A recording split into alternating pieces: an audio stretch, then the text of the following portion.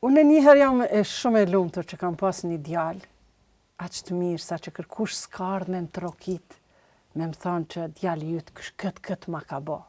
Po gjithmonë kam pas aq shumë lavdata, sa që kur vdiq djali shoqet, gratë, shokë, tha, ua be, kur e kemi pa Ahmedin, do shta kam qenë e mërzitshme, po më ka thënë, tita, ta shkrepin jo.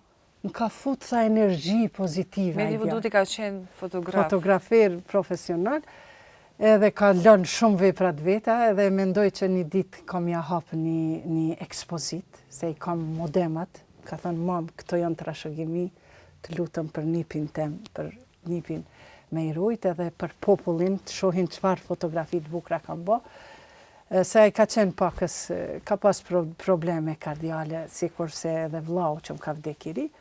Edhe kur vdiq djali, normal, na që jemi besimtar, nuk e shohim vdekjen diçka tragjike. Sepse shumë e besojmë që vdekja për njerin e mirë është takimi më i mirë. Po si erdhi vdekja e Medit? Po, ishte koha e koronavirusit, edhe ai e kishte marrë një vakcinë. Dhe vakcina e dytë ishte një projekt në kohën e zgjedhjeve, ishte në kohën para 4 viteve, kur në pushtet qeveria Kurti, edhe ai ka fotografu, ka punu, dhe u duke për me marrë atë projektin, me pas edhe vakcinën e dytë.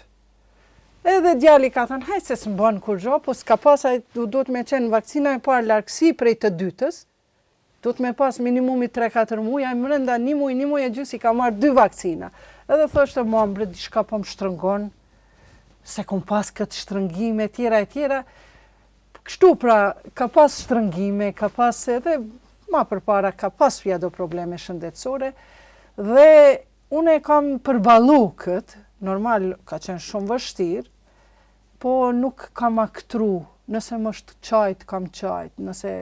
Si e morë lajmin për vdekjen? Lajmin e kam pa djalin për mi laptop të punu. Për mi laptop, i hapur laptopin të punu, e ka kap, unë ishte shkoma mëngjes me regjistru veturën, zakonisht dilsha me ta deri në qytet, po atë ditë mu desh me shku ma heret, kështu që kur erdha e pash djalin e vdekur, të ftofur, ishte 5 jashor. Dhe na besimtartë, e kemi suretul Mulk thotë, Allahu është pushtuesi, do më thonë krijuesi i kësaj gjësie. Ai e ka kriju lindjen edhe vdekjen. Por unë jam shumë e lumtur që me djalin tim nuk e kam hup kontaktin shpirtnor.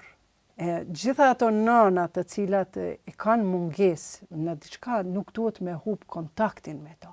Sa herë ta përkujtojnë, nëse i vjen ajo funetja, e dhimbja, ose qajturit, leçan, por kujdes që të tjerët mos të vuajnë, sepse vujtja gjithmonë ka me egzistu, por piklimi është ma i butë kur ti e man kontaktin, dhe gjithmonë kur kam mërzithëm paqja e Zotit qoftë mbi profetin Muhammed dhe familjen e tij.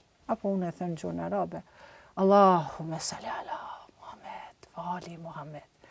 Edhe kjo që të shumë din, me ta qesu zemrën, paqe me t'i dhënë zemrës, vetë profeti në ka mësu.